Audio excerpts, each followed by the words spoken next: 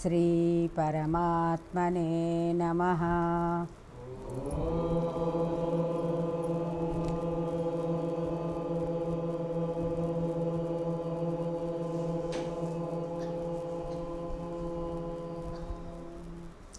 శ్రీ పరమాత్మనే నమః. అథ సప్తదశోऽధ్యాయః. శ్రద్ధాత్రయ విభాగయోగః. అర్జున ఉవాచ ఏ శాస్త్రవిధిముత్సృజ్య యజంతే శ్రద్ధయాన్వితాః తేషాం నిష్ఠా తు కా కృష్ణ సత్వమాహో రజస్తమః. శ్రీభగవానువాచ త్రివిధా భవతి శ్రద్ధా దేహినాం సా స్వభావజా సాత్వికీ రాజసీ చైవ తామసీ చేతి తాం శృణు. సత్వానురూపా సర్వస్య శ్రద్ధా భవతి భారత. శ్రద్ధామయోయం పురుషో యో యచ్చత్రః స ఏవ సః. అర్జున ఉవాచ ఏ శాస్త్రవిధిముత్సృజ్య యజంతే శ్రద్ధయాన్వితాః తేషాం నిష్ఠా తు కా కృష్ణ సత్వమాహో రజస్తమః. శ్రీభగవానువాచ త్రివిధా భవతి శ్రద్ధా దేహినాం సా స్వభావజా సాత్వికీ రాజసీ చైవ తామసీ చేతి తాం శృణు. సత్వానురూపా సర్వస్య శ్రద్ధా భవతి భారత. శ్రద్ధామయోయం పురుషో యో యచ్ఛ్రద్ధః స ఏవ సః. అర్జున ఉవాచ ఏ శాస్త్రవిధిముత్సృజ్య యజంతే శ్రద్ధయాన్వితాః తేషాం నిష్ఠా తు కా కృష్ణ సత్వమాహో రజస్తమః. శ్రీభగవానువాచ త్రివిధా భవతి శ్రద్ధా దేహినాం సా స్వభావజా సాత్వికీ రాజసీ చైవ తామసీ చేతి తాం శృణు. సత్వానురూపా సర్వస్య శ్రద్ధా భవతి భారత. శ్రద్ధామయోయం పురుషో యో యచ్ఛ్రద్ధః స ఏవ సః.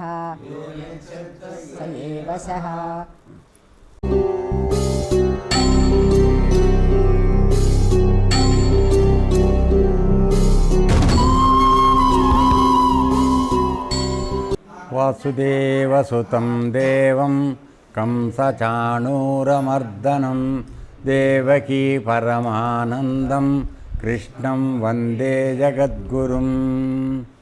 భగవద్గీత 17వ అధ్యాయం శ్రద్ధాత్రయ విభాగయోగం. మనం ఇంతకుముందు 16వ అధ్యాయంలో దైవాసుర సంపత్తి విభాగయోగం చూసేటప్పుడు అందులో ఆఖరి 2 శ్లోకాలలో పరమాత్మ తనని పొందాలని ప్రయత్నం చేసేవాళ్ళు దైవ సంపత్తి కలగని వాళ్ళందరూ కూడా వాళ్ళ అత్యంత శ్రద్ధతోనూ తర్వాత శాస్త్రవిహితంగాను, మూడవది నిష్కామంగాను పనులు చేస్తూ ఉంటారు కనుక వాళ్ళు మోక్షాన్ని లేక నన్ను పొందుతారు అని చెప్పడం జరిగింది. అయితే అసురీ సంపద కలిగిన వాళ్ళు, అంటే రాక్షస ప్రవృత్తి కలిగిన వాళ్ళు వాళ్ళ ఇష్టం వచ్చినట్టు చేస్తూ, శాస్త్ర విరుద్ధమైనటువంటి పనులు చేస్తూ, వాళ్ళ ఇష్టం వచ్చినట్టుగా ప్రవర్తిస్తూ ఉంటారు శాస్త్రవిహితంగా కాకుండా.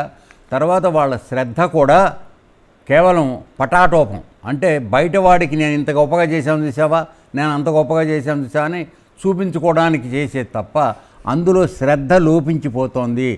భగవంతుడి పట్ల వినయంతో వాళ్ళు చేయలేకపోతున్నారు. అటువంటి వాళ్ళు నన్ను పొందలేకపోతారు అని చెప్పి చివరి 2 శ్లోకాల్లో మనకి చెప్పడం జరిగింది. 23వ శ్లోకంలోనూ ఎవడు శాస్త్రోక్తమగు విధిని విడిచిపెట్టి తన ఇష్టము వచ్చినట్లు ప్రవర్తించునో అట్టివాడు పురుషార్థ సిద్ధిని, అనగా 4 రకాలైన పురుషార్థాలు మనకు చెప్పుకున్నాం మనం.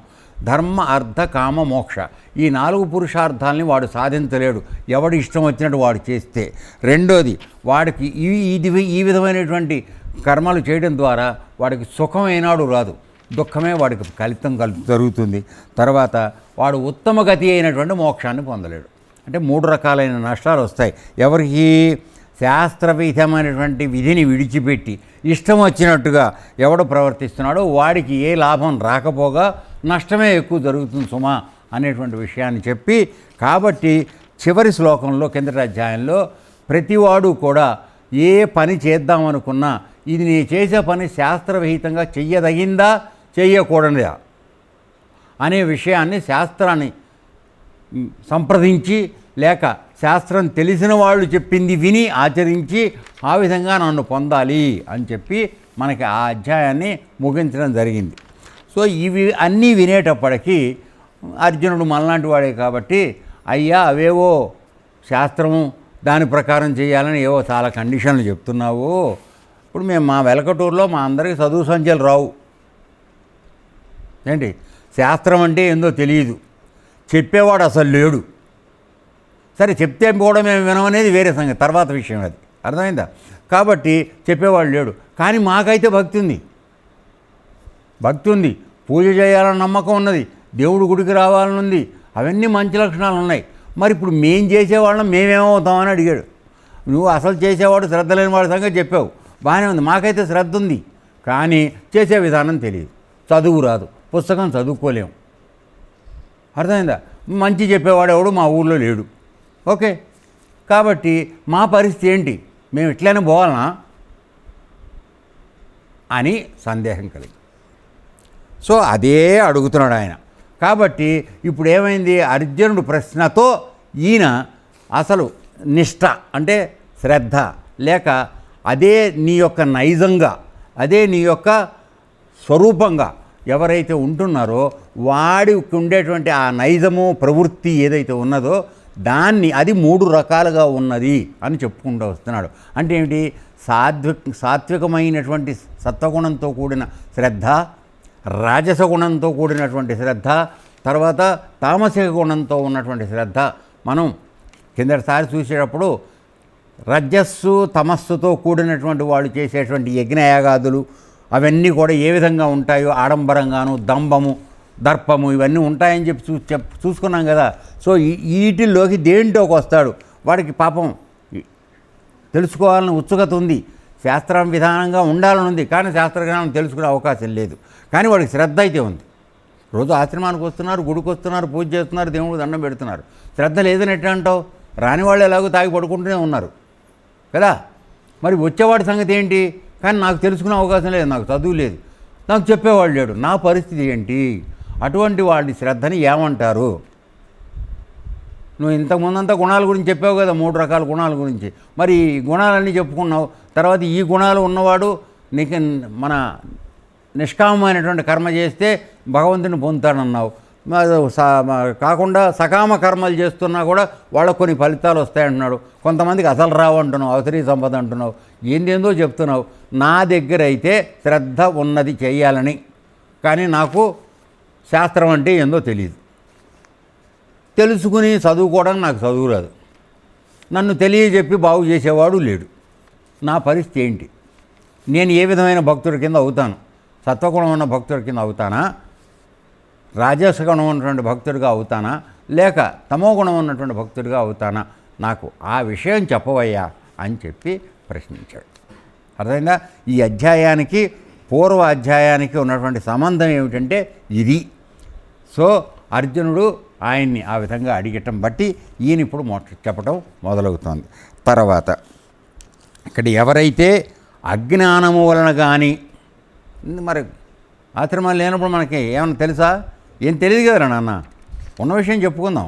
తర్వాత లేక మరి యొక్క కారణముల వల్ల కానీ, అంటే ఆ శ్రద్ధ కానీ, నేను తెలుసుకోవాలని నాకు ఇంట్రెస్ట్ అంటే అది లేదు, ఆసక్తి లేదు, అటువంటి పరిస్థితి అయి ఉండొచ్చు. లేదు, సరిగా చెప్పేవాళ్ళు లేకపోవచ్చు, దాన్ని తెలుసుకోగలిగిన శక్తి నా దగ్గర లేకపోవచ్చు. ఇటువంటి పరిస్థితుల్లో నాకైతే పాపం మానవ జన్మకు వచ్చాను గనక భగవంతుడిని తెలుసుకోవాలి, నేను మంచి మార్గంలో వెళ్ళాలనే ఒక ఆసక్తి, ఒక నిష్ట, నా ప్రవృత్తి కొంత ఉన్నది.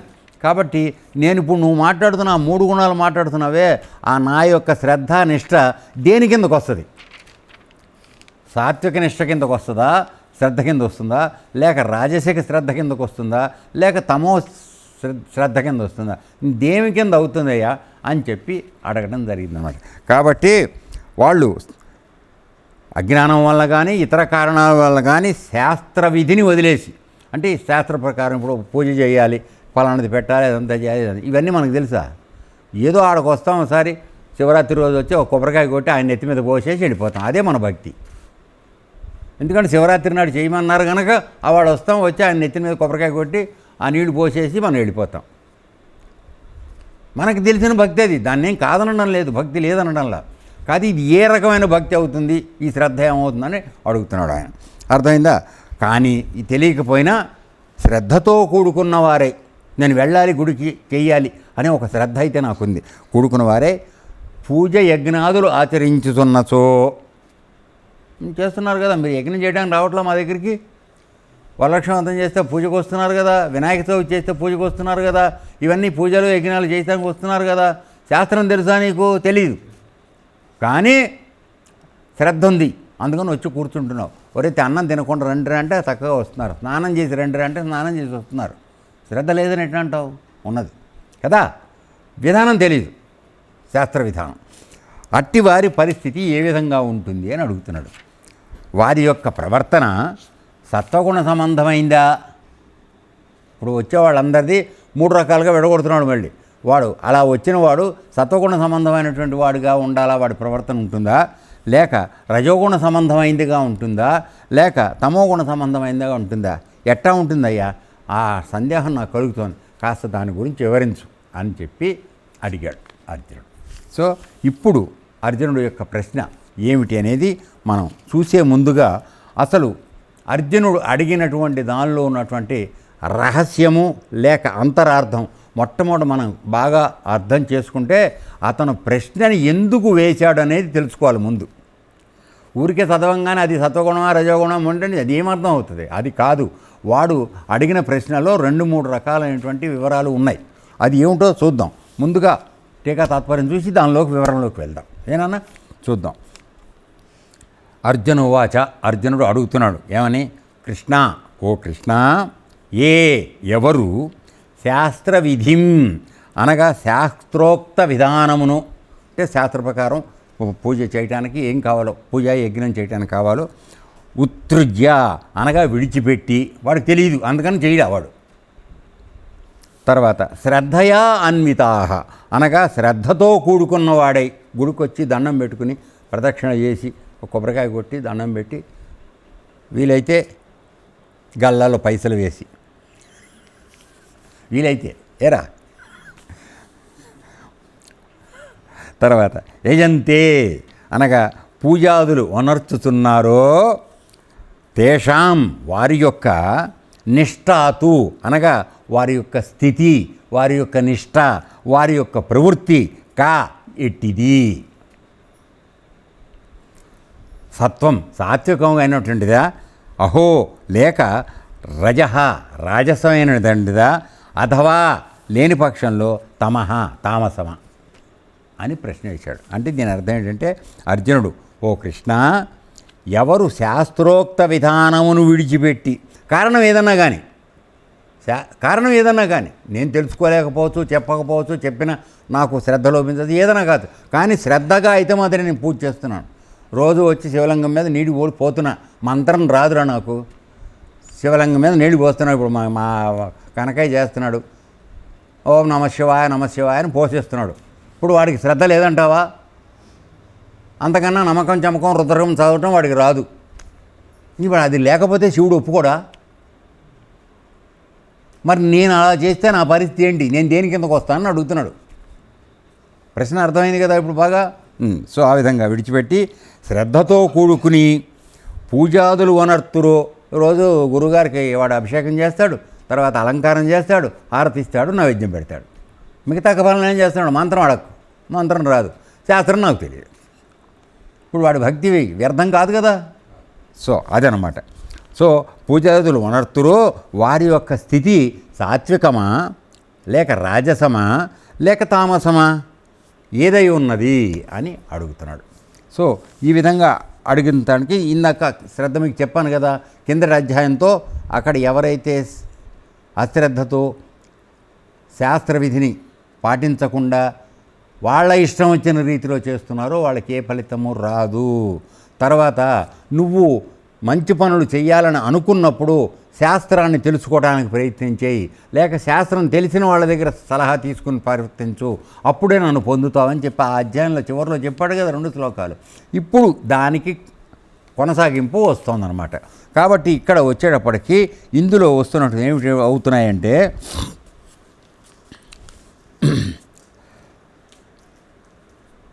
ఇప్పుడు కొందరు శాస్త్ర నిర్దిష్టములకు విధి నిషేధములను శ్రద్ధయని తలంచియో, లేక దాని అనవసరం, ఇదంతా శ్రమ, ఓ అవి కట్టుకుని కూర్చో, ఇది చేయి అంతా ఎందుకు, నేను ఊరికే పోసేస్తే సరిపోలేదా, అనవసరమైన శ్రమ అంతా ఎందుకు, ఓ బెళ్ళగొచ్చి కట్టుకోవాలి, అది చేయాలి, ఇది చేయాలి, బిందెతో నీళ్లు తీసుకురావాలి, అందులో ఔషధులు వేయాలి, ఇవన్నీ చేయాలి, ఇదంతా నా వల్ల అయ్యే పని కాదు. ఓ చెంబుడు నీళ్ళు తీసుకు, మీరు కాశీ వెళ్ళలేదేమో, ఇక్కడ వెళ్తే చూడండి, కాశీలో ప్రతి వాళ్ళు గంగలో స్నానం చేయగానే ఒక చెంబుతో నీళ్లు తీసుకెళ్తారు.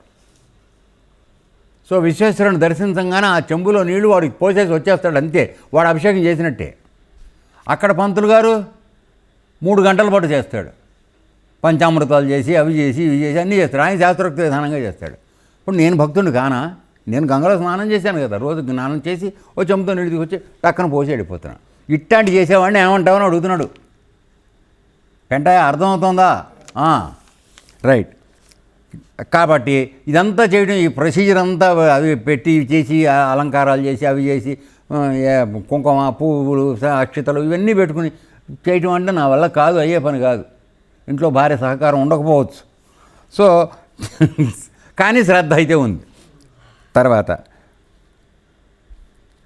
సో వాటిని తెలుసుకోవడానికి కూడా, అంటే శాస్త్ర విధానం ఏమిటో తెలుసుకోవడానికి కూడా ప్రయత్నం చేయట్లా, ఎందుకంటే ఎవడు చెప్పడం సరిగా. వచ్చిన పంతులు గారి దగ్గరికి వెళ్ళాను అనుకో, నన్ను పెట్టుకొని ఏం చేస్తాను 500 ఇమ్మంటాడు, అంతేగాని నీకు ఊరికే చెప్తానంటాడా? ఏరా, ఆశ్రమంలో చెప్పినట్టుగా అన్ని చోట్ల ఫ్రీగా చేయరు కదరా, ఏదయ్యా కదా. సో వాడిని తెలుసుకోవడానికి ప్రయత్నింపక కానీ శ్రద్ధతో కూడుకున్నవాడై ఆస్తిక బుద్ధి కలిగి, ఇప్పుడు మనం కింద అధ్యాయంలో నాస్తికుల గురించి మాట్లాడుకున్నాం కదా, ఆడ అసలు దేవుడు లేడు అంటాడయ్యా, కేవలం పురుష స్త్రీల యొక్క సంయోగంతోనే సృష్టి అంతా జరుగుతుంది, దేవుడు లేడు గీవుడు లేడు అని మాట్లాడుతున్నారు కదా. అట్లా కాదు, వీడికి దైవత్వం మీద దేవుడి యొక్క ఉనికి మీద నమ్మకం ఉంది. సో ఆస్తికత్వ బుద్ధి కలిగి భగవంతుడు ఉన్నాడు, ఆయనే రక్షిస్తున్నాడన్న నమ్మకం వాళ్ళు పరిపూర్ణంగా ఉంది, విధానం తెలియదు అంతే. కలిగి దేవతాదులను అర్చించుతుందరు కదా, అట్టి వారి యొక్క ప్రవృత్తి ఎట్టిది, సాత్వికమైందా, రాజసమైందా, తమోగుణ సంబంధమైందా, ఏదైందని అడిగాడు. సో ఇక్కడికి వచ్చేటప్పటికి ఇక్కడ అడిగినప్పుడు ఏమిటంటే, ఇక్కడ ఇందులో 2-3 మాటల గురించి మనం తెలుసుకోవాల్సినటువంటి అవసరం ఉంది. ఏమిటంటే ఇక్కడ 23వ శ్లోకంలో ఇందాక మనం చూసినటువంటి పాత అధ్యాయంలో చూసినప్పుడు వాళ్ళు అవహేళనాపూర్వకమైనటువంటి అశ్రద్ధ వాళ్ళది, అంటే ఏంద్రా పూజ చేసేది గాడిద గుడ్డు, అసలు దేవుడే లేనిదే ఏం చేయాలంటావు అని వాడు మాట్లాడుతున్నాడు అక్కడ. సో వాడి యొక్క అశ్రద్ధ అవహేళనాపూర్వకమైంది. అంటే భగవంతుడి యొక్క ఉనికి మీద వాడికి నమ్మకం లేదు. కానీ ఇక్కడ ఇప్పుడు ఇతను అడుగుతోంది ఏమిటి, వీడికి అవహేళన లేదు, దేవుడు ఉన్నాడని నమ్ముతున్నాడు, అస్తిత్వం పట్ల నమ్మకం ఉందని చెప్తున్నాడు కదా. అస్తిత్వం అంటే భగవంతుడు ఉన్నాడు అనేటువంటి నమ్మకం, విశ్వాసం. సో అది కలిగిన వాడు. సో ఆ తేడా చెప్తున్నాడు అనమాట. కాబట్టి ఆ 23వ శ్లోకంలో చెప్పినటువంటి విషయం శాస్త్ర విధి వదిలేసిన వాళ్ళ సంగతి, ఇప్పుడు ఇక్కడ వీడు మాట్లాడుతున్నది విధికి ఏమన్నా తేడా ఉందా అని అడుగుతున్నాడు. అది తెలుసుకోవడానికి ప్రయత్నం చేశాడు అర్జునుడు అనే వివరణ ఇప్పుడు మనకు చెప్పబడుతోంది, మనందరం తెలుసుకోవడానికి. సో అక్కడ తప్పకుండా తారతమ్యం ఉంది అని అంటున్నాడు. ఏ విధంగా అనేటట్లయితే అక్కడ 23వ శ్లోకంలో 16వ అధ్యాయంలో చెప్పినప్పుడు శాస్త్ర విధిని త్యజించే విషయంలో వాళ్ళ విషయం చెప్పబడింది అవహేళనపూర్వకంగా. అంటే ఒక నమ్మకం లేనటువంటిది నవ్వులాటగా తీసుకునే వాళ్ళ పద్ధతి గురించి చెప్పడం జరిగింది. తర్వాత వాళ్ళు శాస్త్ర విధిని గురించి ఎదుగున కారణమున వాటిని త్యజించే విషయం తెలపబడింది అక్కడ. కాబట్టి వాళ్ళు శాస్త్ర విషయం, అసలు దేవుడే లేనప్పుడు శాస్త్ర విషయాన్ని వాడేందుకు నమ్ముతాడు, అక్కడ అది కూడా లేదు. కానీ కాబట్టి వాళ్ళు వాడికి మంచిదని తోచించేస్తూ ఉంటారు, దానివల్ల ఫలితం రాదు అని చెప్పాడు. కాబట్టి అక్కడ ఏమన్నారు వాళ్ళని, వర్తతే కామకారతాః, అంటే కేవలం వాడి కోరికల యొక్క తీర్చుకోవడానికి మాత్రమే వాడు ఏదైనా చేస్తూ ఉంటాడు తప్ప భగవంతుడు ఉన్నాడు, ఆయనకి శాస్త్ర ప్రకారం చేయాలి, శ్రద్ధతో ఉండాలి, ఇవన్నీ విషయాలు వాడికి లేవు. కానీ ఇక్కడ ఏమంటున్నాడు చూడండి, యజంతే, ఇక్కడ ఉంది యజంతే శ్రద్ధయాన్విత అనే మాట వేస్తున్నాడు ఈ శ్లోకంలో. ఇప్పుడు అర్జునుడు అడిగిన దాంట్లో అంటే అర్థం ఏమిటంటే వీరి యందు శ్రద్ధ ఉన్నది, తర్వాత శ్రద్ధ ఉన్నది కనుక వాడి దగ్గర అవహేళన అనే మాట లేదు, నవ్వులాటగా తీసి పారేసే ఇది లేదు. శ్రద్ధ ఉన్నవాడికి అది ఎందుకు వస్తుందిరా, నీకు నమ్మకం ఉన్నప్పుడు నువ్వు దేవుడు లేడని నువ్వు ఎట్లా అంటావు, ఏందా దేవుడు అని అనే మాట నువ్వు అనవు కదా, దేవుడు ఉన్నాడని నువ్వు నమ్ముతున్నావు. కాబట్టి అటువంటి వాళ్ళ తర్వాత ఇక వాడు మామూలుగా తను పెరిగినటువంటి వాతావరణం వలన కానీ పరిస్థితుల ప్రభావం వలన కానీ వాడికి అనుకూలం లేకపోవడం వలన కానీ వాడికి అవకాశం లేకపోవడం వలన కానీ వాడు అధ్యయనాదులు లోపించడం, అంటే శాస్త్రం చదువుకోవడం కానీ తెలుసుకోవడం కానీ వాడు చేయలేకపోయాడు. ఆ విధమైన లోపం ఏర్పడింది. అయినప్పటికీ వాళ్ళకి ఆ విధంగా వాళ్ళకి శాస్త్ర పరిజ్ఞానం దొరకదు. ఇప్పుడు నీకు ఎక్కడ దొరుకుతుంది, చెప్పారు ఎవరున్నా నాన్న, దొరికే అవకాశం లేదు ఇప్పుడు ఈ వయసులో. కాబట్టి వాళ్ళు ఏం చేస్తారంటే ఈ అజ్ఞానం మూలంగా మనం దాన్ని విస్తరించడం జరుగుతోంది. ఇప్పుడు నీకు అభిషేకం ఎలా చేయాలనేటువంటి శాస్త్ర విధానం తెలియదు కనుక దాన్ని విస్మరిస్తున్నావు, కానీ అభిషేకం అయితే చేస్తున్నావు. ఏనన్నా అంతవరకు నీ శ్రద్ధ ఉంది కదా. సో అక్కడ కింద శ్లోకంలో మన కింద అధ్యాయంలో చెప్పిన శ్లోకంలో ఏంటంటే వాడు అసలు చేయడమే వాడు అవహేళనతో చేస్తున్నాడు, నమ్మకం ఏమాత్రం లేకుండా. కానీ నీ దగ్గర నమ్మకం ఉంది, చేసే విధానం తెలియదు, తెలుసుకోలేకపోయావు, చదువుకోలేకపోయావు, నీకు అవకాశం దొరకలేదు, ఏదన్నా జరిగింది వదిలేసి. తర్వాత ఇక నిష్ఠ అంటే ఏమిటంటే, నిష్ఠ అనేది ఏంటంటే, నిష్ఠ అన్నవాడిని ఎవరినన్నా అంటామంటే వాడు శ్రద్ధాళు అయి ఉంటాడు, అంటే శ్రద్ధతో నిండినటువంటి వాడు అయి ఉంటాడు శ్రద్ధ. తర్వాత వీరి శ్రద్ధను బట్టియే ఆ స్థితి ఉంటుంది. అంటే నీవు ఏ స్థితిలో నీ యొక్క శ్రద్ధ ఉన్నదో నీ యొక్క ఉపాసన పూజ ఈ అన్నీ కూడా దాన్ని బట్టి ఆధారపడి ఉంటాయి. అంటే నువ్వు ఎటువంటి శ్రద్ధ కలిగిన వాడువో అటువంటి పూజ చేస్తావు. అర్థమవుతుందా అది. కాబట్టి తర్వాత ఇప్పుడు ఆ నిష్ఠ అనే స్థితి ఏమిటనేది తర్వాత ఇప్పుడు పరమాత్మ చెప్పడం మొదలైన తర్వాత వస్తుంది, తర్వాత మనకు వస్తుంది. తర్వాత ఇక రెండోది ఏమిటంటే ఇక వారి నిష్ఠ సాత్వికమా రాజసమా అని అడిగాడు కదా, ఇది తెలుసుకోవడానికి వచ్చేటప్పటికి అక్కడ కిందటి అధ్యాయంలో దైవీ ప్రకృతి అసురీ ప్రకృతి రెండు చెప్పాడు కదరా నాన్న. చెప్పినప్పుడు దైవీ ప్రకృతి కలిగిన వారు శాస్త్ర విహిత కర్మలను నిష్కామభావంతో ఆచరిస్తారు. అంటే దైవాన్ని ప్రార్థన చేస్తారు, పూజలు చేస్తారు, అన్నీ చేస్తారు, కానీ చేసిన పూజకు ఫలితం మాత్రం ఆశించరు. ఇది భగవంతుడి ప్రీతి కోసం చేసేది. ఏం చేసినా ఆయన ఇష్టం, ఏమి ఇచ్చినా ఆయన దయ. కాబట్టి ఫలానాది కావాలని నేను పూజ చేయను. ఎప్పుడైతే నువ్వు నాకు ఫలానాది కావాలో, ఇవాళ నేను బయలుదేరంగానే ఒక 10 పంచాలు దొరకాలనుకుని పూజ చేసావు అనుకో, అప్పుడు ఏమైంది, నువ్వు 10 పంచర్లు కోరుకోవడంతో మొదలైంది. అయ్యా నాకేం మంచి కావాలో చూడు, నీ దయ, ఎన్ని వస్తే అన్నీ వేసుకుంటా పంచర్లు అని దండం పెట్టుకొచ్చావు అనుకో, తేడా ఉందా లేదా? సో అది కాబట్టి అలా ఏమీ అడగకుండా నీ దయను దండం పెట్టుకుంటే అది నిష్కామమైన కర్మ. లేదు 10 తక్కువ కాకుండా చూడని అన్నావు అనుకో, అప్పుడేమైంది, అది సకామ కర్మ, అంటే కోరికతో చేసేది అవుతా. అంటే నీకు అర్థం అవడం కోసం చెప్పాను రయ్య, ఉదాహరణ అంతే. అర్థమైందా? ఓకే. కాబట్టి ఇక్కడ దైవీ ప్రకృతి గలవారు శాస్త్రవిహిత కర్మలను నిష్కామ భావంతో ఆచరిస్తారు. ఫలితం ఆశించడు వాడు. నీ దయ, నీకు నేను పూజ చేయాలి, అభిషేకం చేయాలి, నేను ఎత్తి మీద నీళ్లు పోస్తా, మంత్రం రాదు, నమశివాయ అంటాను, ఎత్తి నీళ్లు పోస్తా, తర్వాత నీ ఇష్టం, నువ్వేం చేస్తావో, నేను నీ దగ్గర నుంచి ఏం అడగను, నీకు చెయ్యాలని మాత్రం తెలుసు నాకు, ఆ విధంగా చేస్తాను. తర్వాత దీనివలన ఇట్లా వాళ్ళు శాస్త్రవిహిత కర్మలు నిష్కామభావంతో చేయడం వలన వాడికి మోక్షం వస్తుంది.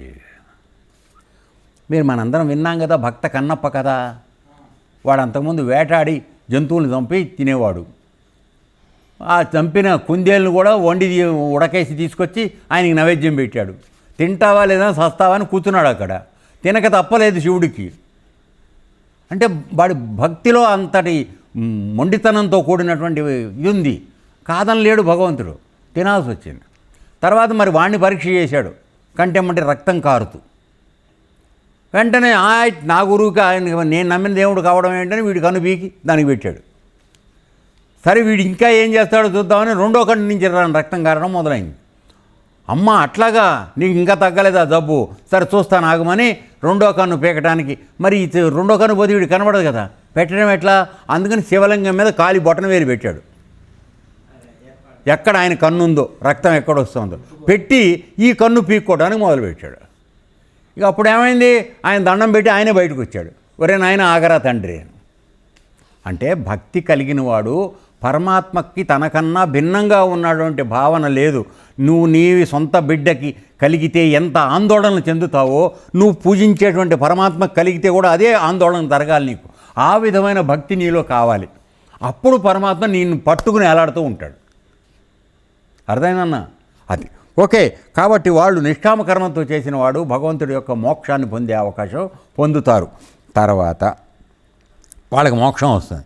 ఇకపోతే అసుర స్వభావములు, దైవీ సంపత్తి గలవాళ్ళు నిష్కామ కర్మ అనుకున్నాం కదా. ఈ అసురీ స్వభావం కలవాళ్ళు తామసం గుణంతో ఉంటారు. ఏదీ లేదు, ఆడమోగ తప్పితే ఇంకేమీ లేదు సృష్టిలో. కాబట్టి ఎంత వీలైతే అంత రతి జరుపుతూ ఉంటే చాలు, సృష్టి అదంతా జరుగుతూ ఉంటుంది అని వీడి ఉద్దేశం మాట్లాడేది. కాబట్టి వాళ్ళు పాపకర్మలు ఆచరిస్తారు. వాళ్ళకి నీచ జన్మలు, నరకము రెండు. నీచ జన్మలు అంటే అసురీ యోనులు చెప్పాం కదా, మీకు గుర్తుందా? అసురీ జన్మలు ఏమిటి చెప్పాను? అసురీ జన్మలు సింహము, పులి, పాము, క్రిమికీటకాదులు వగైరాలు అన్నీ కూడా అసురీ యోనులు. అందులో పుట్టడం జరుగుతుంది. ఈ పుట్టడం అయిపోయిన తర్వాత నెక్స్ట్ తీసుకెళ్ళి నరకంలో కుంభి, పాకము, తామరసం, ఏదో తీవ్ర తామసం, ఏవో 4-5 రకాల నరకాల్లో పడేస్తారని చెప్పి మనం తెలుసుకున్నాం. సో ఇవన్నీ జరుగుతాయి. తర్వాత మూడో కేటగిరీ వాళ్ళు ఏమిటంటే తమో మిశ్రిత రజోగుణము గలవాళ్ళు. అంటే మరి 3 గుణాలు ఉన్నాయి కదా. ఇక్కడ వీళ్ళు ఏమిటి, అసురీ సంపద, వీళ్ళకి తమస్సు గుణమే ఉంది. అందువలన వీడి ఖాయంగా ఆ 2, ఏది నీచయోనులు, నరకము. రెండో వాళ్ళు తమో మిశ్రిత రజోగుణము గలవారు శాస్త్రాన్ని విస్మరించి, వీడి రజోగుణం వాడికి పూజ చేయాలని తెలుసు వీడికి, కానీ శాస్త్రాన్ని వదిలేసి తనకు మంచివని తోచిన కర్మలను తమ ఇష్టానుసారం చేయుదురు. వారు చేసిన కర్మల్లో కొన్ని మంచి ఉండవచ్చు, కొన్ని చెడ్డ ఉండవచ్చు. ఎందుకని? రజోగుణంతో చేసినప్పుడు కొన్ని మంచి ఉండొచ్చు, తమో గుణం కూడా కలిసి ఉంది కదా. తమో గుణంతో చేసినప్పుడు అవి పాపిష్ట కర్మలు అయి ఉంటాయి. ఈ 2 రకాలు చేస్తాడు వాడికి, ఎందుకంటే వాడికి ఆ 2 గుణాలు ఉన్నాయి కనుక. సత్వగుణంలో ఉన్నవాడు ఆ పని ఒక్కటి మాత్రమే చేస్తాడు. తర్వాత కాబట్టి కొన్ని మంచి పనులు చేయొచ్చు, మంచి కర్మలు, కొన్ని పాపకర్మలు చేయొచ్చు. అయితే వాడు శాస్త్ర విధిని విస్మరించి అవహేళనా బుద్ధితో దాన్ని పట్టించుకోకుండా వాడు కొద్దిపాటి మంచి పనులు చేసినప్పటికీ వాడికి ఫలితం రాదు. అర్థమవుతుందా? తర్వాత ఆ శాస్త్ర విధిని మరిచిపోయి పాపకర్మలే చేసావనుకో, వీడికి మంచి రాకుండా వదిలేస్తాడు అంతవరకు. వాడికి ఏమవుతుందంటే పనిష్మెంట్ కూడా పడుతుంది, నరకానికి వెళ్ళటం, అసురీ జీవనంలో పుట్టడం కూడా జరుగుతుంది. వాడికి తేడా కొద్దిగా మరి వెళ్తుందో లేదో తెలియట్లే. ఇప్పుడు 3 రకాలు నాన్న. సత్వగుణంతో నిష్కామంగా చేసేవాడికి మోక్షానికి ప్రాప్తిరా, అర్థమైందా? పూర్తిగా తమో గుణం ఉన్నవాడికి 2 పడతాయిరా. ఏమిటవి 2? అసుర యోనులు, రెండోది నరకం. తర్వాత రజోగుణం తమో గుణం 2 ఉన్నవాళ్ళు కూడా చేస్తారు. వీడికి శాస్త్రవిధి ఉండదు, నమ్మకం కూడా తక్కువ. ఆ చేసే పనుల్లో కొన్ని రజోగుణంతో ఉన్నప్పుడు కొన్ని మంచి పనులు జరుగుతాయి, కొద్దిపాటి మంచి పనులు. తమో గుణంతో ఉన్నప్పుడు కంప్లీట్గా పాప పనులే జరుగుతాయి. ఈ కొద్దిపాటి మంచి పని చేసినప్పటికీ వీడికి శ్రద్ధ లేని విధంగాను, తర్వాత శాస్త్ర విధానంగా అంటే శాస్త్ర విధానం కాకపోవడం అంటే అర్థం ఏంటంటే శాస్త్ర విరుద్ధమైన పనులు చేయడం. అది మంచి పని అని నీ ఉద్దేశం అయినా కూడా దానికి మాత్రం నీకు ఫలితం ఇవ్వబడదు, ఎందుకని అది శాస్త్ర విరుద్ధమైంది కాబట్టి. తర్వాత కంప్లీట్గా తమో గుణంతో ఉన్నవాడు చేసినప్పుడు ఏముంది, వాడికి ఆ పై వాళ్ళిద్దరికి వచ్చిన వీడికి కూడా వస్తాయి. ఏవవి? ఆ 2. సో ఈ విధంగా చెప్పడం జరిగింది. కాబట్టి ఈ దైవీ ప్రకృతి అసురీ ప్రకృతి వాళ్ళ విషయం చెప్పేటప్పుడు మనకు అక్కడ చెప్పడం జరిగింది. కాబట్టి ఇప్పుడు ఆ శాస్త్రవిధి తెలియని కారణంగా వీళ్ళు శ్రద్ధతో చేస్తుంటే వీళ్ళు దేని కిందకు వస్తారని అడుగుతున్నాడు ఇప్పుడు ఆయన. అర్థమైందా? అక్కడ ఆ విషయం మనకు చెప్పాల. ఏ విధంగా చేస్తే అది అసురీ స్వభావం అవుతుంది, పూజ చేస్తే ఏమవుతుంది, అవి చెప్పలేదు. అందుకని దాని సంగతి ఎత్తాడు. ఇంత రహస్యం ఉంది అర్జునుడు ఆ ప్రశ్న అడిగే దాంట్లో. లోపల వివరంగా పెడితే మనకు అప్పుడు వస్తుందన్నమాట తర్వాత. కాబట్టి అటువంటి వారి పరిస్థితి ఏమిటని తెలుసుకోవడం కోసమే అర్జునుడు ఇంత తెలివిగల ప్రశ్న వేయడం జరిగింది. అయిన తర్వాత ఇప్పుడు దీన్ని మనం కొద్దిగా ఇప్పుడు చూసినటువంటి విషయాలను మనం ఆలోచన చేస్తే, విశ్లేషణ చేస్తే, ఈ మనుషులందరినీ కూడా 5 తరగతుల కింద విభజించడం జరుగుతుంది. సో ఆ విధంగా ఇందాక మనం చూసిన విధంగా ఆలోచించేటట్లయితే మనుషులందరినీ కూడా 5 తరగతులుగా విభజించాల్సి వస్తుంది. ఒకటి ఏమిటి? కొందరు శ్రద్ధ కలిగి శాస్త్ర విధులు పాటించువారు. వాడికి శ్రద్ధ ఉంది ప్లస్ శాస్త్ర విధానం పాటిస్తాడు. ఏనన్నా అటువంటి వాడి పరిస్థితి ఏమవుతుంది అంటే, శ్రద్ధ కలిగి శాస్త్ర విధులు పాటించువారు మళ్ళీ వీళ్ళలో 2 రకాలు ఉంటారు. శ్రద్ధ కలిగి శాస్త్రాన్ని పాటించే వాళ్ళలో 2 కేటగిరీలు వస్తాయి. ఏమిటవి? కొందరు నిష్కామ భావంతో కర్మలు ఆచరిస్తారు, ఇందాక చెప్పుకున్నాం కదా. అటువంటి వాళ్ళకి మరికొందరేమో సకామ భావంతో, అంటే పూజ చేస్తాం కానీ నాకు ఇది కావాలని అడుగుతాం. నాకు ఏమీ వద్దు తండ్రి, నేను ఎత్తిన నీళ్లు పోసి వెళ్ళిపోతా, నాకు చేతనని పూజ చేస్తానని వెళ్ళిపోయావు. లేదు, శాస్త్రంగా పంతులు గారిని పెట్టుకుని అభిషేకం చేయించుకున్నావు, కానీ నువ్వేం కోరుకోలే. అర్థమైందా? నువ్వేం కోరుకోలేదు కానీ పంతులు గారు మాత్రం పైసలు ఇచ్చావు, మరి ఆయనకి ఎగేయలే. అర్థమైందా? సో ఇలా చేసినప్పుడు ఏమవుతుందంటే నిష్కామ భావంతో కర్మలు ఆచరించే వాళ్ళు దైవీ సంపద గలవాళ్ళు అవుతారు. వాడికి శాస్త్రం తెలుసు, శ్రద్ధ ఉంది, శాస్త్రోక్తంగా చేస్తున్నాడు కాబట్టి నిష్కామంగా చేస్తున్నాడు, ఫలితం ఆశించకుండా. కాబట్టి వాడు దైవీ సంపద కలిగిన వాడు. కాబట్టి వాడికి సాత్విక పురుషులై ఉంటారు, వాళ్ళు సత్వగుణ ప్రధానులై ఉంటారు. వాడు మరి సాత్వికమైన శ్రద్ధ ఏమిటని అడిగావు కదా, అది సాత్వికమైనటువంటిది. కాబట్టి దైవీ సంపదగా శాస్త్ర ప్రకారము విధి విధానంగా నిష్కామంగా చేసేటువంటి వాడు సాత్వికమైనటువంటి పూజలు చేసేవాడు అవుతాడు అని చెప్తున్నాడు. తర్వాత వీరికి మోక్షం వస్తుంది. ఇందులో 2వ కేటగిరీ సకామంగా చేసేవాడు. వీడు శాస్త్రం ఉంది, విధి విధానంగానూ చేస్తున్నాడు, కానీ నాకేంటి ఆలోచన చేసేవాడు. తర్వాత వీడు ఏమిటంటే సకామ భావంతో కర్మాచరణ చేయు సత్వ మిశ్రిత రజోగుణం, అంటే వీళ్ళ దగ్గర కాంబినేషన్ అనమాట. సత్వగుణం ఉంది, రజోగుణం ఉంది. సత్వగుణం ఏమో భగవంతుడిని తెలుసుకోవాలని చేయడం ఉంది, నమ్మకం ఉంది, కానీ చేసినందుకు నాకేం కావాలో వస్తుందా అనే ఆలోచన ఉంది. మనందరం అదే కదా కేటగిరీ చాలా వరకు కాదా. కాబట్టి సత్వ మిశ్రిత రాజస పురుషులకు కర్మఫల సిద్ధి వస్తుంది. తర్వాత కర్మఫల సిద్ధి ఏంటి? నువ్వు కర్మ చేసావు కదా, కాకపోతే అందులో నాకు వాటా ఏమి ఇస్తావని అడిగావు.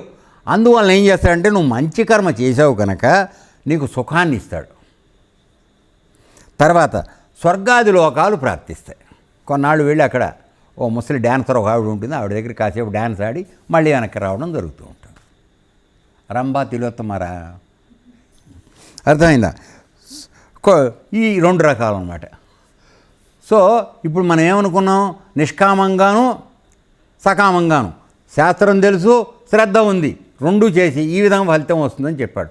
పైవాడికి మోక్షం, రెండో వాడికి సకామంగా చేసిన వాడికి స్వర్గప్రాప్తి, అట్లాంటివి వస్తాయి. ఓకే, ఇంతవరకు క్లియర్ అయింది కదా.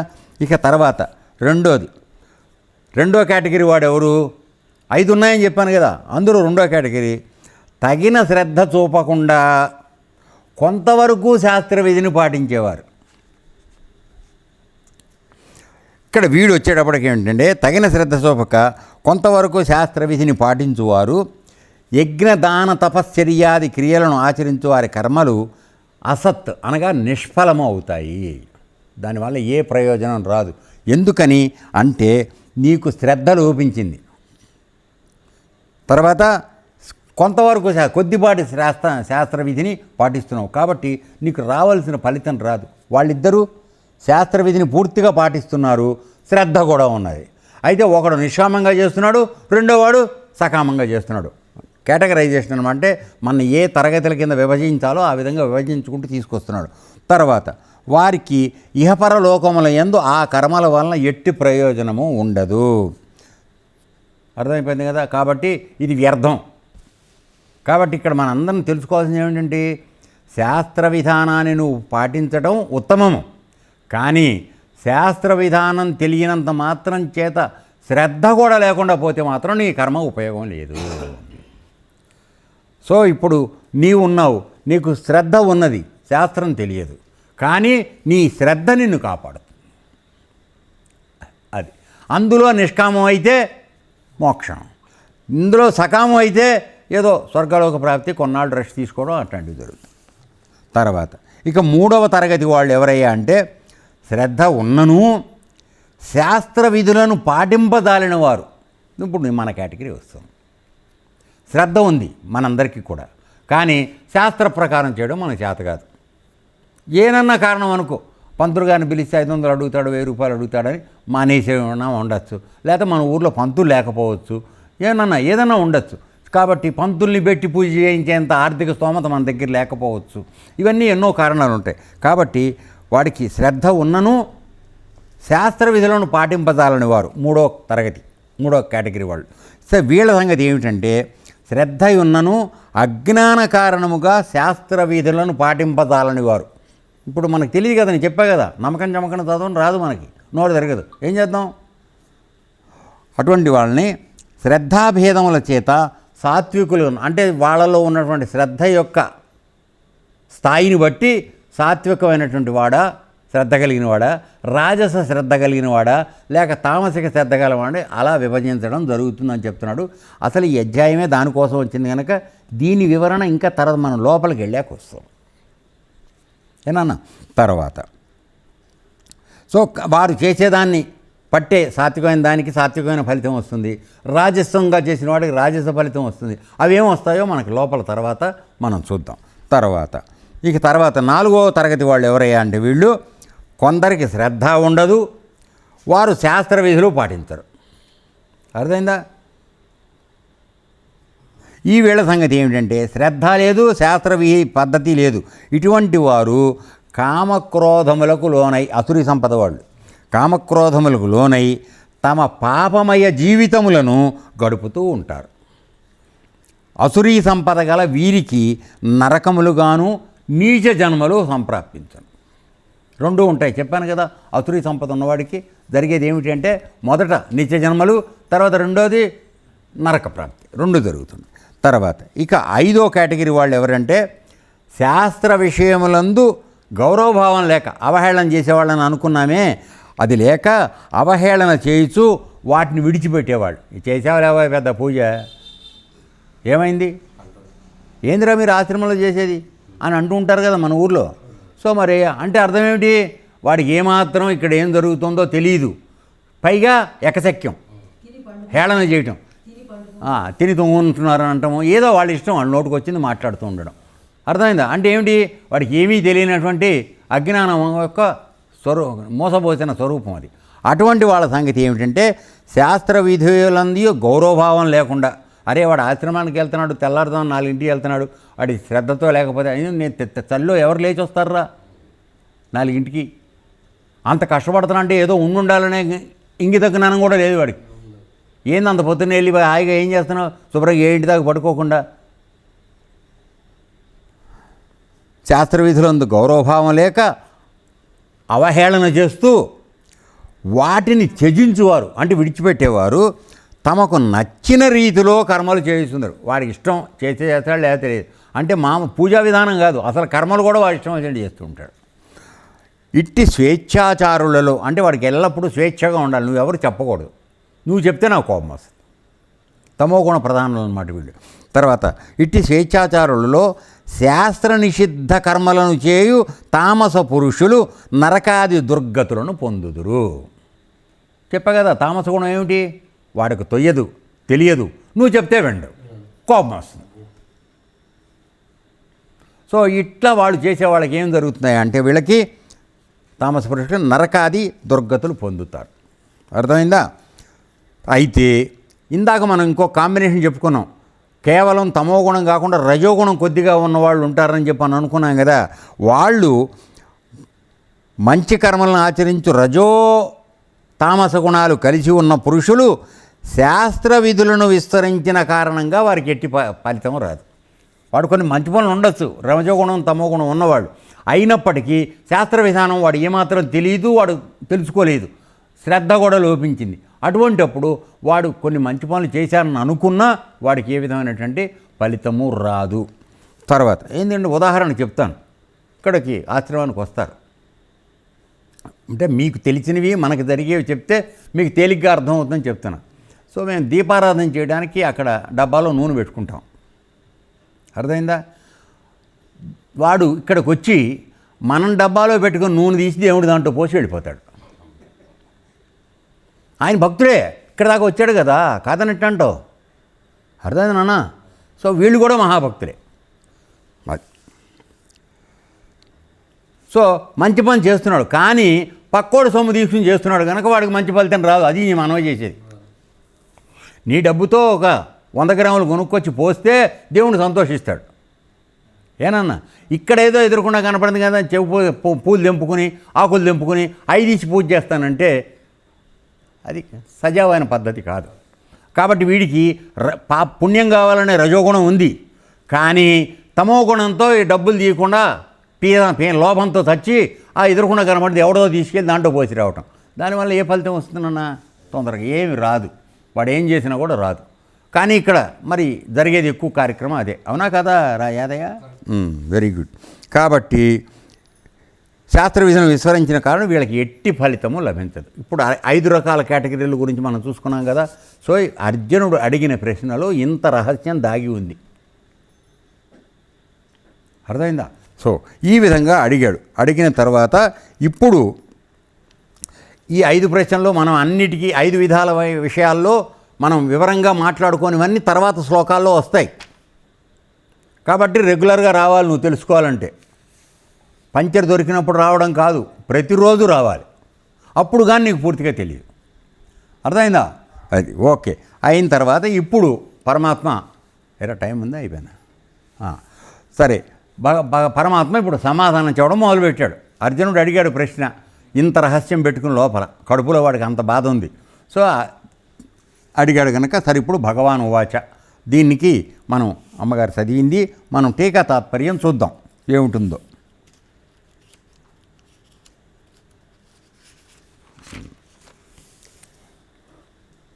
భగవాన్ వాచ, భగవంతుడు చెప్తున్నాడు ఏమని, దేహినాం ప్రాణుల యొక్క స్వభావజ అనగా స్వభావము చేత లేక పూర్వజన్మ సంస్కారముల చేత కలిగిన సా శ్రద్ధ, ఆ యొక్క శ్రద్ధ సాత్వికీ అనగా సత్వగుణము సత్వగుణ సంబంధమైన శ్రద్ధ అనియు, రాజసీ చ ఏవ రాజస లేక రజోగుణ సంబంధమైన శ్రద్ధ అనియు, తామసీ చ ఇతి అనగా తమోగుణ సంబంధమైన శ్రద్ధ అనియు, త్రివిధ 3 విధములుగా భవతి అగుచున్నది. తాం దానిని శృణు వినుము. ఎవరు చెప్పాడినా? అర్జునుడు చెప్పాడు, మనకు కూడా చెప్పినట్టే. ఓకేనా? కాబట్టి ఇక్కడ ఏమిటి చెప్తున్నాడు ఆయన? ప్రాణుల యొక్క స్వభావం చేత అనగా నిష్ఠ అంటున్నాం కదా మనం. వాడి స్వభావం ఏంటి? వాడి యొక్క స్వభావాన్ని బట్టి వాడు చేసేటువంటి కర్మలు అవి సాత్వికమైనటువంటి శ్రద్ధ కలిగినవా లేక రాజస సంబంధమైనటువంటి శ్రద్ధ కలిగినవా లేక తమోగుణ సంబంధమైనటువంటివా అని 3 రకాలుగా విభజించబడుతుంది. అంటే ప్రతివాడికి అసలు శ్రద్ధ లేనిదే నువ్వు పని చేయలేవు. నువ్వు ఒక్క భగవంతుడి కర్మే కాదు, నీ సొంత కర్మ అయినా నువ్వు చేసేదాన్ని బట్టి ఆధారపడి ఉంటుంది. ఈ సాత్వికమైన గుణమా ఏదా? ఇప్పుడు పొలం పెట్టేవారు నాన్న, పొలం పెట్టిన తర్వాత వరి వేసావు. వరి వేసిన తర్వాత నాకేమైనా సరే 50 బస్తాలు తక్కువ రాకుండా కావాలని నువ్వు అన్నావు అనుకో, ఏమైంది? అది రజోగుణ సంబంధం అయింది. ఇంత అయితే కానీ నాకు కుదరదని, పంచర్ వేస్తే 100 రూపాయలు ఇస్తే కానీ కుదరదని. ఒకటి దగ్గర 50 ఉంటుంది. అది తీసుకోవడానికి సిద్ధపడినప్పుడు నువ్వు మంచివాడు. పోలేరా నాయన, ఇంకోసారి పంచర్ అయినప్పుడు ఇది కానిలే అంటే మళ్ళీ వాడికి పంచర్ అవ్వాలని నీ ఉద్దేశం. అరే నువ్వు మాట్లాడకు, నేను చెప్పింది నేను, అర్థమైందా? సో ఈ విధంగా వచ్చేది కాడికి పుచ్చుకున్నవాడు నువ్వు మంచివాడు, సత్వగుణం ప్రధానమైనటువంటి శ్రద్ధ కలిగినాడు వాడు. అర్థమైందా? 50 బస్తాలు నాకు తక్కువ రాకుండా అవ్వాలి, ఎందుకంటే 50 గాడికి ఇంకెక్కువ అవుతాయేమో బాధ నాకు, అందుకని 50 కావాలని పెట్టాను. కాబట్టి రజోగుణం అనేటువంటి శ్రద్ధ కలుగుతుంది. అర్థమైందా? అసలు ఇంకోడు ఉంటాడు, పక్కవాడి పొలం పూర్తిగా ఎండిపోవాలి, నాదొక్కటే బాగుండాలని కోరుకుంటాడు. వాడు తమోగుణ ప్రధానమైనటువంటి శ్రద్ధ కలిగిన వాడు. లేదా వీలైతే రాత్రిపూట వాడు నీళ్లు పెట్టుకున్నప్పుడు వెళ్ళి కాస్త మట్టి కొట్టి దానికి నీళ్ళు వెళ్ళకుండా చేసి రావటం, ఏదో చేసి వస్తూ ఉంటాడు. ఉండరా అట్లాంటి వాళ్ళు? అర్థమైందా? సో ఈ విధంగా 3 రకాలుగా ఉంటుందని ఆయన చెప్పడం జరుగుతోంది. తర్వాత ఇందులో మనకి ముఖ్యంగా ఆయన 2-3 మాటలు మనకున్నాయి. అవి తెలుసుకున్న తర్వాత దీన్ని ఆపేద్దాం. 3 రకాలుగా ఉంటాయి. ఈ భగవంతుడు ఏం చెప్తున్నాడు? ముందు తాత్పర్యం చెప్తాను.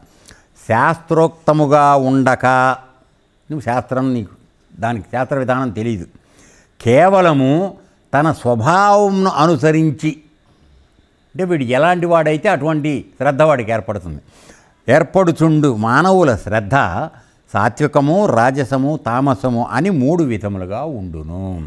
అంటే స్వభావరీత్యా అనగా నువ్వు పుట్టిన అంటే నువ్వు స్వభావరీత్యా నీకు స్వభావం ఎక్కడి నుంచి వస్తుంది? నువ్వు పుట్టగానే నీ స్వభావం ఎక్కడి నుంచి నిర్ణయం అవుతుంది అంటే నీ పూర్వజన్మ సంస్కారం నుంచి వస్తుంది. స్వభావజ అనగా నీతో పాటు పుట్టినటువంటిది. అంటే దీనికి ప్రత్యేకమైన ట్రైనింగ్ అవ్వక్కర్లా. అర్థమైందా? జేబులు కత్తిరించే పని ఉందనుకో, అది స్వభావజ. అంటే కిందటి జన్మలో కూడా నువ్వు కొంపలు అదంటే కన్నాలు వేసి దొంగతనాలు చేయటమో, లేకపోతే మెడల్లో తాళ్ళు దింపుకెళ్ళిపోవడమో, పుస్తల తాళ్ళు, ఇటువంటి గుణాలన్నీ అక్కడ చాలా పరిపూర్ణంగా చేసి వచ్చావు. ఇక్కడ పుట్టగానే వాడు చిన్నప్పుడు మామూలుగా వాళ్ళకి అక్షరాభ్యాసం చేయడానికి పడుకోబెట్టి వాడికి పుస్తకము, తర్వాత పెన్ను, కత్తి, కత్తెర అవి పెడతారు, పూలదండ అవన్నీ పెట్టినప్పుడు వాడు వెళ్ళి కత్తెర పట్టుకున్నాడు అనుకో, వీడికి పూర్వజన్మలోనే ఆ లక్షణం ఉందన్నమాట. ఇంకా దానికే పెడతాడు వాడు, నువ్వేం చెప్పక్కర్లా, ఎదురుకుండా పెట్టు, ఖచ్చితంగా వాడు కత్తెర దగ్గరికి పెడతాడు. లేదు చాకు పెట్టావు, చాకు దగ్గరికి వీడు మటర్లు చేసేవాడు అన్నమాట. నిజంరా ఇది మరి అంటే నీ స్వభావజం అంటే నేను చెప్తున్నాను అర్థం. అంటే ఆ గుణాల యొక్క వాసనలు నీ లోపల నీతో పాటు వెనకాల నుంచి వచ్చినాయి. నువ్వు చిన్నపిల్లాడైతే మాత్రమే అవి నీలో అలా వచ్చినాయి, భగవంతుడు పంపించాడు. సో ఆ విధంగా స్వభావజ అన్నాడు. అంటే అవి పుట్టుకతోనే వచ్చేటువంటివి. దాన్ని బట్టి నీకున్నటువంటి శ్రద్ధ సాత్వికమైందా, రాజసమైందా, తమోగుణ సంబంధమైందా అని నిర్ణయం చేయాల్సి వస్తుంది అని చెప్తున్నాడు. సో వాటి గురించి నీకు వివరించి చెప్తాను, వినరా నాయనా అన్నాడు. సో ఇక్కడ వేసిందండి దేహినాం అనేటువంటి ఒక మాట వేశాడు ఆయన. అంటే దేహినాం అంటే దేహాభిమానము కలిగినటువంటి సామాన్య మానవుని సూచిస్తుంది దేహినాం అనే మాట. మనందరికీ దేహం అంటే శరీరం అని కాదు. ఇక్కడ అర్థం ఏంటంటే దేహ అభిమానం అంటే శరీరమే నేను అనేటువంటి నమ్మకం కలిగినటువంటి మహానుభావుల సంగతి. నిజానికి నువ్వు శరీరమేనా? కాదు, ఈ దేహం కాదు నువ్వు. ఎందుకంటే ఇప్పుడు పెంటయ్య, అంతకుముందు సుబ్బయ్య, రేపు తర్వాత ఇప్పుడు చేసిన పంచర్లను బట్టి మళ్ళీ ఏ కుక్క జన్మ వస్తుందో మనకు తెలియదు. అప్పుడు వాళ్ళు ఏం పేరు పెడతారో కుక్కకు మనకు తెలియదు. ఊర కుక్క అవ్వచ్చు, లేకపోతే ఎవరింటి ఉన్నా పెరగచ్చు. నేను ఊరికే ఉదాహరణకు చెప్తున్నాను, కోపం తీసుకోకు, అర్థమైందా? సో ఇక్కడ ఏంటంటే వచ్చిన తర్వాత ఈ జన్మలో చేస్తున్నటువంటి పనులు బట్టి మళ్ళీ వచ్చేదానికి, ఇప్పుడు వచ్చిన జన్మేమో అక్కడ చేసినవి వచ్చినవి, దాన్ని బట్టి స్వభావజ అని చెప్పి మనకి చెప్పారు. కాబట్టి ఒక్కొక్క వ్యక్తి ఒక్కొక్క రకంగా ప్రవర్తించడానికి కారణం ఏమై ఉంటుందంటే వాడు కిందటి జన్మలో వచ్చిన వాసనల ప్రకారంగా వాడి యొక్క స్వభావం ఏర్పడుతూ ఉంటుంది. దాన్ని బట్టి వాడి శ్రద్ధని మనం విభజించడం, వర్గీకరించడం జరుగుతుంది అని చెప్తున్నాడు. ఓకేనా? రైట్. స్వభావజ అది దేహినాం దేహ అభిమానం గల వాళ్ళ సంగతి స్వభావజ చెప్పాడు. మామూలుగా అయితే కేవలం శాస్త్రాలు వినడం, బాగా శాస్త్రం అంతా రోజు ఆశ్రమానికి వచ్చి అన్నీ భగవద్గీత అన్నీ వింటున్నావు, తర్వాత ఆ విధంగానే నువ్వు శ్రవణం అంటే వింటం, పఠనం రోజు చదువుతున్నావు, చేస్తున్నావు, ఇవన్నీ చేస్తున్నావు వల్ల ఆ విధంగా నీకు కలిగేటువంటి శ్రద్ధని శాస్త్రజ అంటారు.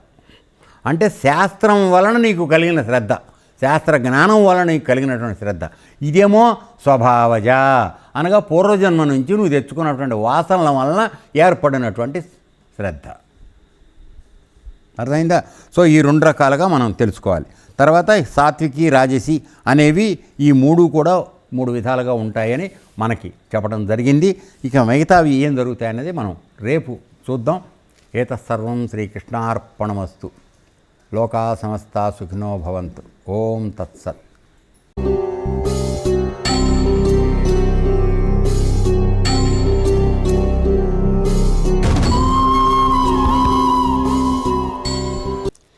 ఓం తత్సదితి.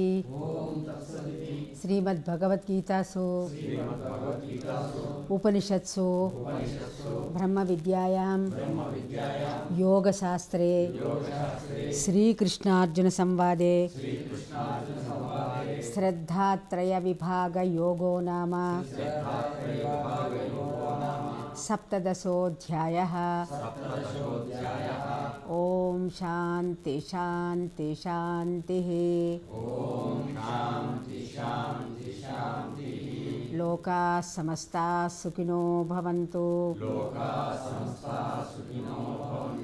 ఏతత్సర్వం బ్రహ్మార్పణమస్తు. ఓం తత్సత్.